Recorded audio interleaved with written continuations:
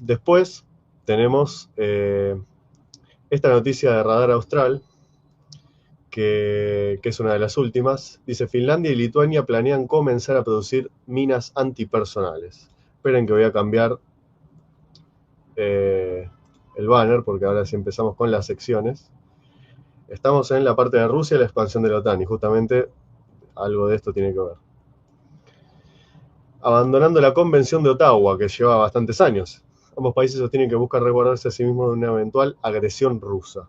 Bueno, recordemos que Finlandia, Lituania ya, creo que ya pertenecía, pero Finlandia y Suecia se adhirieron a la OTAN después de la invasión a Ucrania, o como dicen los rusos, operación militar especial. Bueno, la guerra en Ucrania en sí. Finlandia se adhirió a la OTAN, rompiendo con la postura de neutralidad estratégica que venía teniendo hace mucho tiempo. Muchos incluso analistas interesantes como el amigo Leandro Kohn también decían que incluso lo mejor que podía haber hecho Ucrania para evitar todo lo que pasó ahora era finlandizarse. Y bueno, lamentablemente no se hizo porque, bueno, punto número uno, la dirigencia política ucraniana es, podríamos decir que más asquerosa que la Argentina todavía.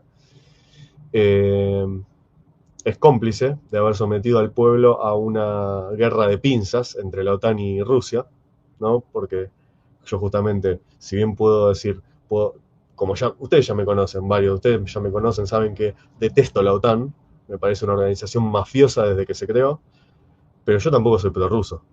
Entonces yo creo que Ucrania tendría un derecho a existir. El tema es que tanto la dirigencia política cómplice de gobiernos pro-OTAN y pro-rusos terminaron en una operación de pinzas desmembrándola como país. Y la verdad que es tristísimo. Entonces, bueno, dice la noticia, mientras la guerra en Ucrania se prolonga y la diplomacia no parece encontrarle una salida al conflicto, con el flanco oriental de la OTAN, los países que limitan con Rusia se muestran cada vez más proclives a abandonar las restricciones al uso de determinadas armas, como las minas antipersonales. Ante los temores de una eventual agresión por parte de Moscú, los países de Europa del Este que pertenecen a la Alianza Atlántica están dispuestos a procurarse a sí mismos los medios necesarios para garantizar su propia seguridad. Este es el caso de Finlandia y Lituania, que estarían planeando iniciar la producción de minas antipersonales el próximo año. Si uno se fija en el mapa, están como alineados. Uno más al norte y el otro más al centro de Europa, pero están generan como una especie de alineación estratégica para el paso de principales vías rusas, ¿no? Los dos Estados miembros de la OTAN forman parte del grupo de naciones que expresaron anteriormente su intención de retirarse de la Convención de Ottawa, tratado internacional que prohíbe el uso, almacenamiento, producción y transferencia de minas terrestres antipersonales. O antipersonal sería. Según sostuvo la agencia de noticias citada, representantes de los dos países podrían comenzar la producción una vez que se complete el proceso de retirada de la convención, y de esa forma abastecerse a sí mismos y eventualmente a Ucrania de esas minas. Además de Finlandia y Lituania, los gobiernos de Polonia básicamente es la que lleva la bandera ya hace un par de años de elevar a 5 puntos del PBI el gasto militar, y que terminó convirtiéndose de alguna manera en la exigencia común de la OTAN a partir de, bueno, sobre todo la intervención de Trump, ¿no? Entonces, Polonia ha sido como vanguardia, si se quiere, y totalmente entendible, porque uno dice, gobiernos como el polaco en su momento, que eran así de derecha alternativa, o el de Orbán, que también son de ese mismo tinte político, tienen políticas exteriores totalmente distintas, ¿no? Hungría obviamente tiene mejor relación comercial con Rusia, porque justamente quiso evitar todo el descalabro europeo de depender del gas ruso y después pelearse con Rusia, por lo cual básicamente vuelve a una especie de edad de piedra energética. No tan así, pero ahí nomás. Y en el caso de Polonia, obviamente, como tienen, tienen digamos, décadas de invasión rusa, bueno, obviamente que no van a tener la misma postura, pero es entendible. Uno siempre se tiene que posicionar en el país que está. No es lo mismo hablar como argentino que hablar como lituano, que hablar como finlandés, que hablar como polaco o hablar como húngaro. A finales de julio, Zelensky firmó un decreto para retirarse del Tratado de Prohibición de Minas, alegando que se trata de un arma difícil de sustituir y que se debe priorizar la seguridad del país frente a la invasión rusa. cabe señalar que Rusia nunca adhirió a la Convención de Ottawa, lo que deja a los países firmantes en una situación de desventaja en un eventual conflicto. El mes pasado, en la ONU informó que Ucrania, la ONU informó que Ucrania se convirtió en el país más minado del mundo. Bueno, obviamente Zelensky fue el primero en abandonar esta convención. Vamos a ver qué dicen los muchachos acá.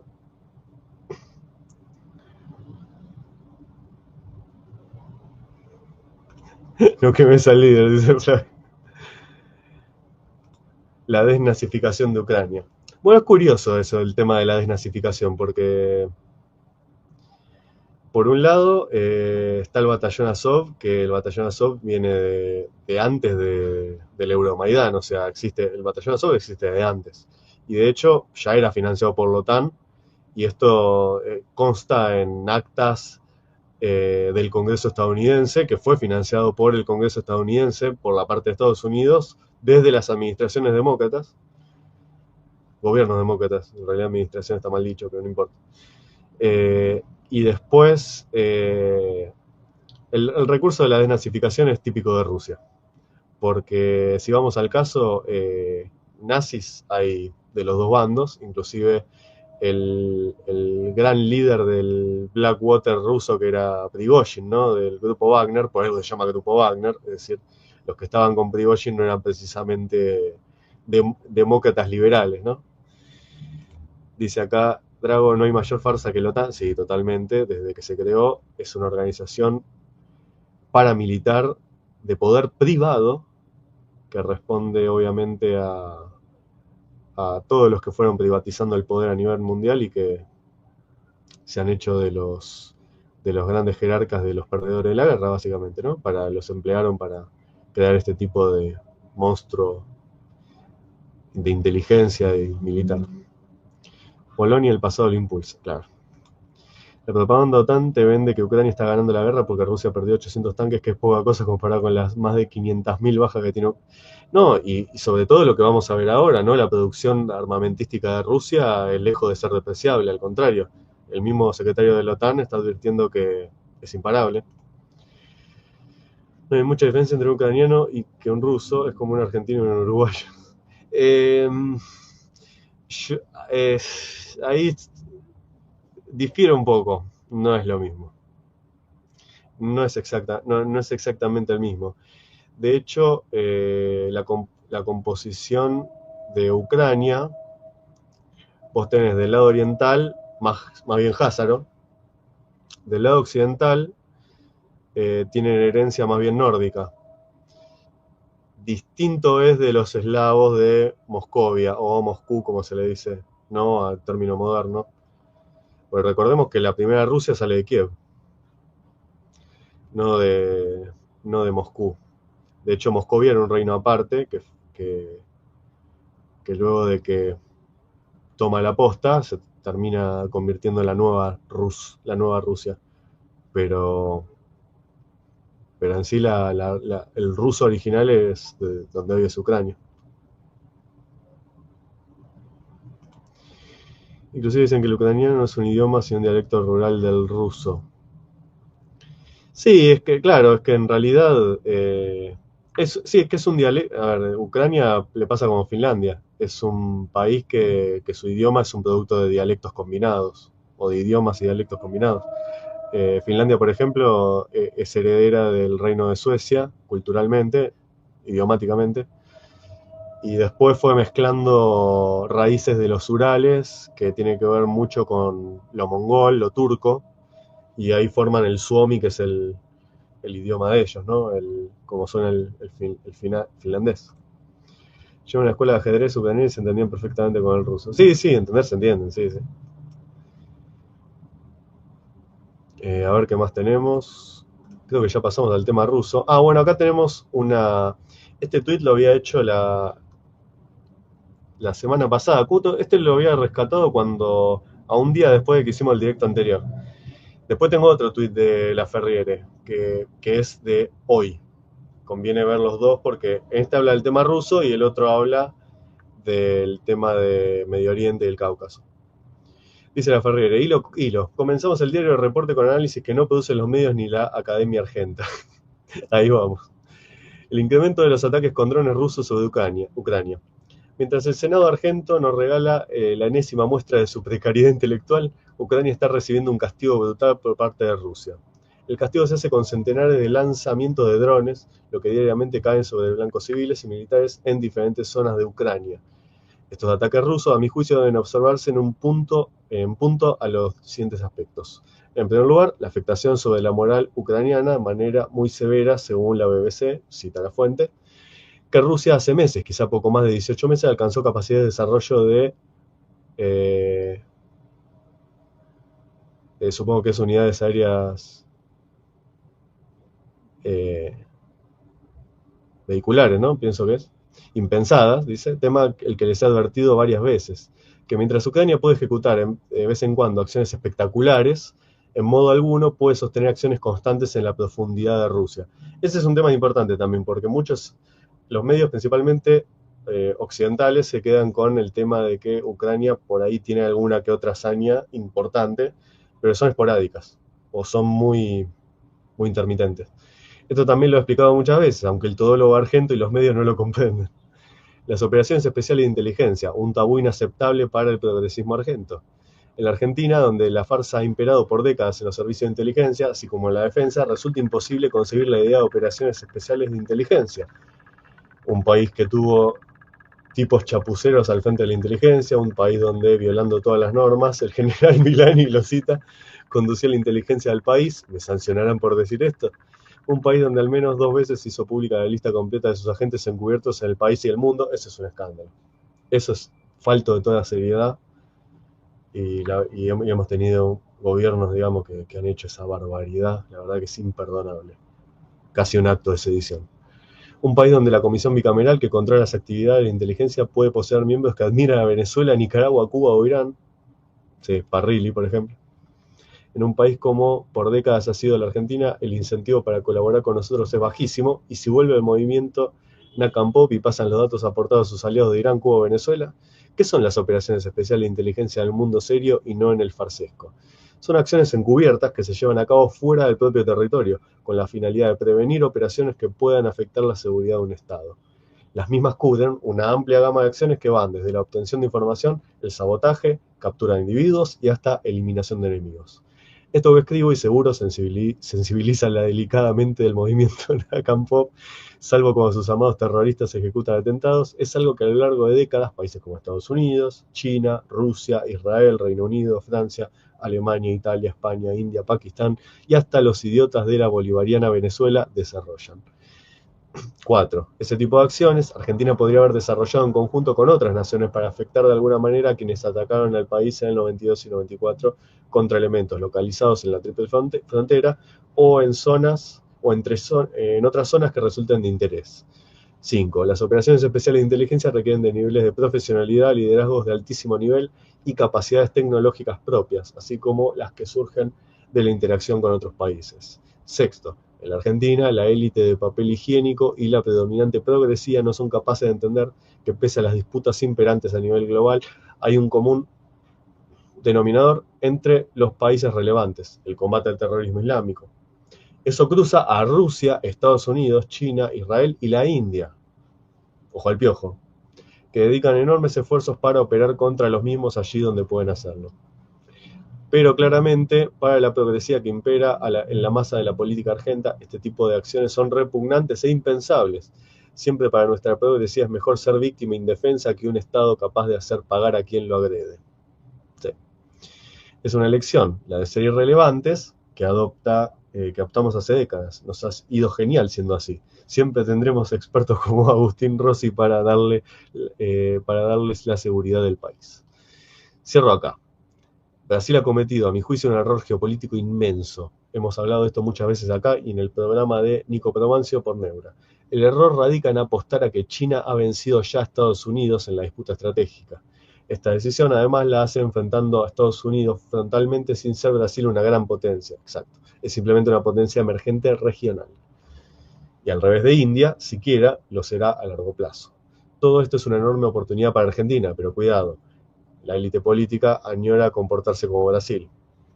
Y por otro lado, la ventana de oportunidad puede cerrarse abruptamente en pocos años, cuando la derecha retome el control del país, o sea, de Brasil. Bueno, después hay avisos parroquiales. Pero es interesante lo que dice la Ferriere, porque es un baño de realidad respecto de cómo realmente funcionan las operaciones, y que muchas veces estamos tan acostumbrados a tener esa lógica tan provinciana del país, y cero proyección de influencia hacia afuera, ni de siquiera mantener la dignidad de que no se haga operaciones, o de evitar operaciones, o de castigar daños que se hagan al Estado no entendido como ente burocrático, sino a la unidad política del país, ¿no?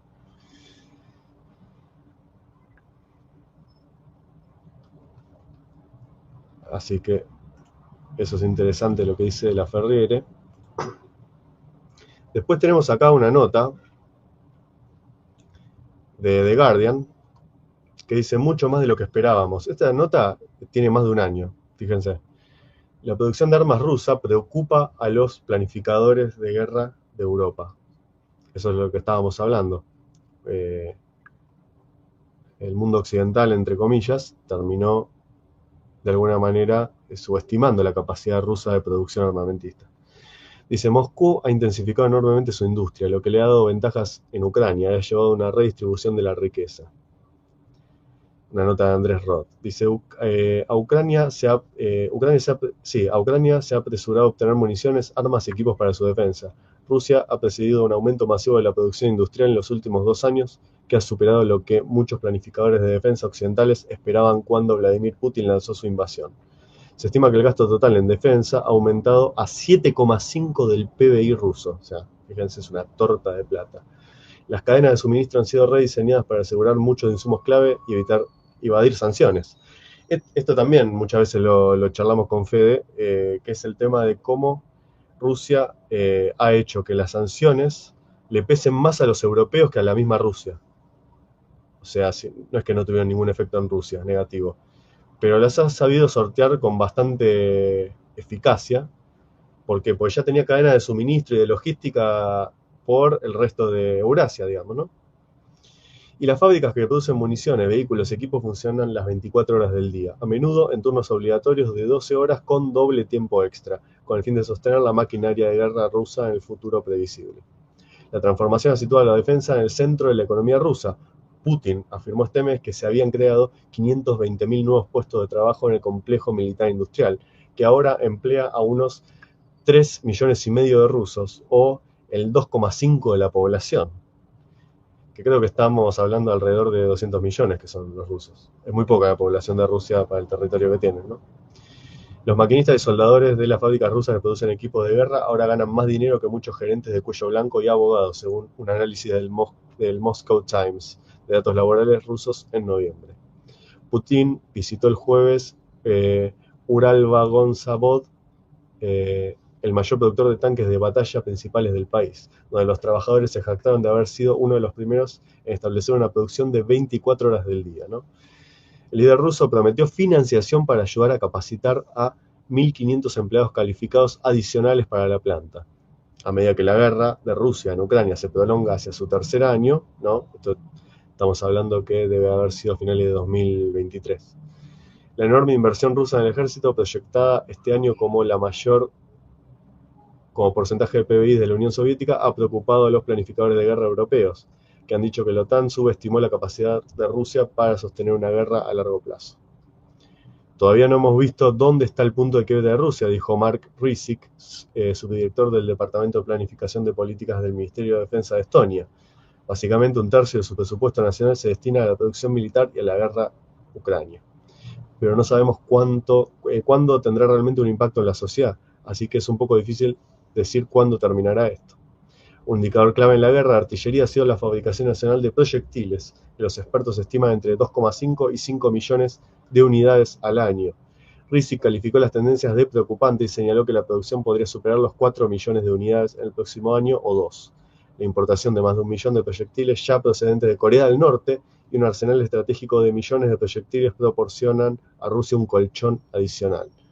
Fijémonos, porque también tengo algo acá.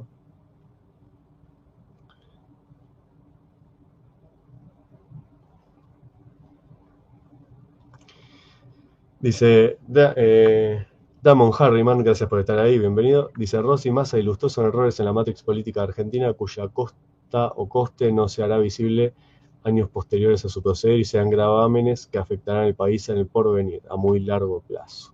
Sí, totalmente de acuerdo. Lamentablemente esas cosas se ven después, los resultados, ¿no? O el impacto.